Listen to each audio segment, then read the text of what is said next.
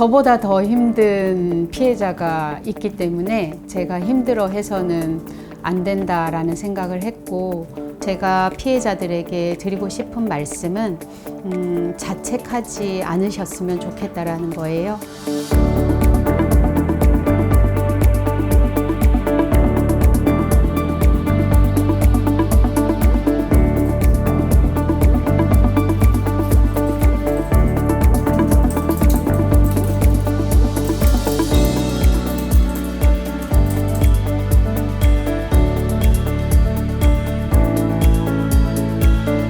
많은 분들이 응원을 해주셨어요. 박 시장 사건 관련해서 공격도 많이 받긴 했지만 정말 많은 분들이 응원해 주신 덕분에 피해자가 고소했던 사건들, 국가인권위원회에 진정한 사건들, 이런 것들이 사실관계가 잘 정리가 됐거든요. 그래서 다행이라고 생각하고, 또 얼마 전에 피해자가 서울시청 공무원이었는데 다시 업무 복귀하는 그런 부분 논의를 하게 돼서 피해자가 다시 일상으로 돌아갈 수 있다라고 하는 것은 정말 중요한 의미가 있거든요. 이 사건에 있어서 피해자에게만 의미가 있는 게 아니라 이런 위력 성폭력에서 피해자가 다시 안전하게 일상으로 돌아갈 수 있다는 그 메시지를 저희가 전할 수 있게 돼서 너무 다행스럽게 생각합니다. 저보다 더 힘든 피해자가 있기 때문에 제가 힘들어해서는 안 된다라는 생각을 했고, 피해자와 저희 울타리 역할을 해준 그 단체 선생님들이 계셨기 때문에 그런 울타리의 힘으로 또 견뎌낼 수 있는 부분들이 있었고, 무엇보다도 피해자가 자신을 대리해주고 있는 변호사에 대해서 전폭적인 신뢰를 해주고 있기 때문에 그런 신뢰, 믿음이 제가 부당한 공격에 흔들리지 않을 수 있는 큰 힘이었어요. 19년 차 변호사인데 중간에 2년은 여성가족부 공무원 생활을 해서 변론 활동은 중간에 2년 공백이 있었거든요. 근데 제가 여가부에서 공무원으로 재직하면서도 이런 성폭력, 가정폭력 관련된 그 정책들을 추진하는 주무국의 국장이었기 때문에 저희 변호사 19년은 이런 폭력 피해자를 대리하는 그런 일들이 주를 이루었던 것 같아요. 그런데 그 외에 제 생업으로 이혼 사건도 사실은 많이 처리를 해왔고요. 기준이 없습니다. 굳이 기준이라고 하면 저를 찾아와서 법률 대리를 부탁하는 의뢰인이 보이는 의지죠.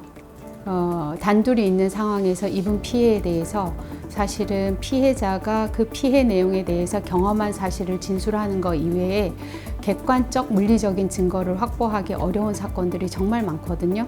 그래서 저는 피해자가 피해를 입었다는 이야기를 하고 그 진술을 뒷받침할 수 있는 정황들이 있을 때에는 피해자의 의지가 명확하다라고 하면 대리를 합니다. 그게 변호사로서 제 소임이라고 생각하고요. 대한민국에서 경제 활동을 하는 사람들은 세금을 내잖아요. 그 세금을 통해서 경찰이 수사를 하고 또 법원이 있고 또 이런 정부 예산 지원 등을 통해서 시민단체가 피해자를 지원하는 활동을 하고 있거든요. 직장 내에서 성희롱, 성폭력이 발생하는 상황을 미리 피해자가 막는 것은 어렵습니다. 그리고 그 막지 못한 것에 피해자의 책임은 전혀 없거든요.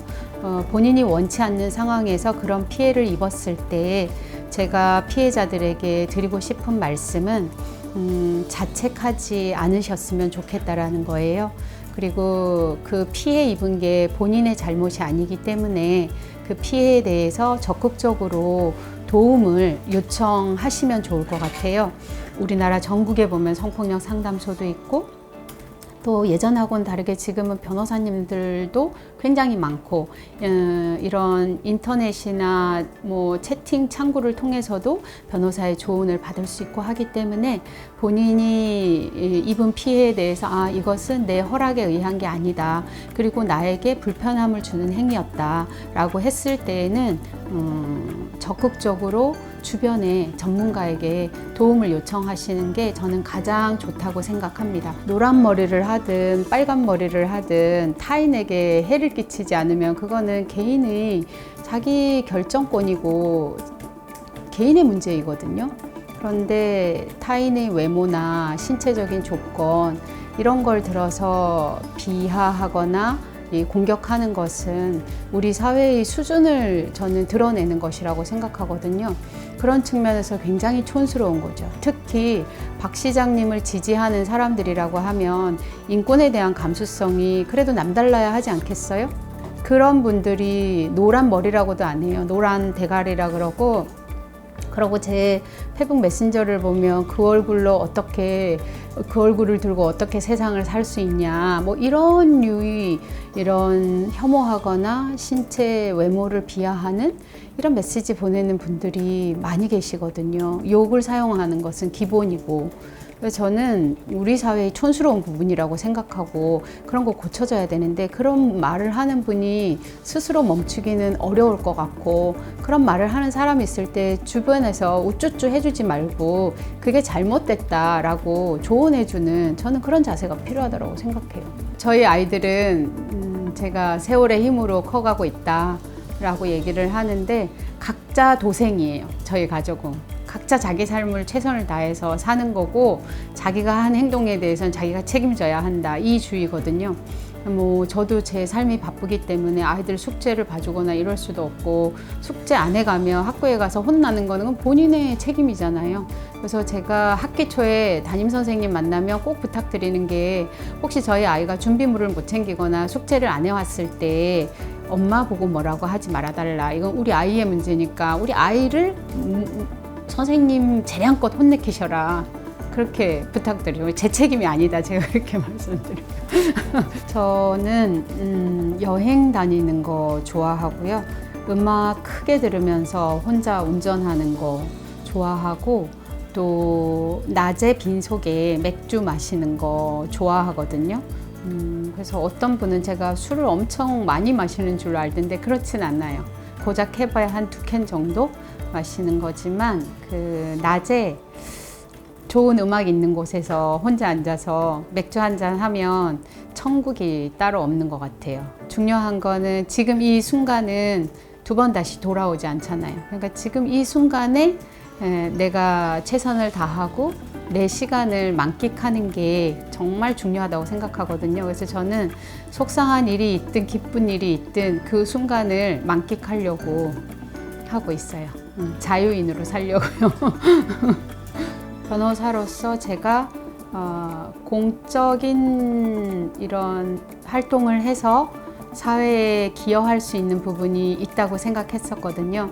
그래서 피해자 법률 구조, 무료 법률 구조 하는 것도 굉장히 열심히 해왔었고 대외 이런 기관이나 공공기관이나 정부 부처에서 자문위원으로 활동하는 것도 비록 시간이 많이 소요되고 하지만 정말 최선을 다해서 열심히 해왔거든요. 지난해까지는.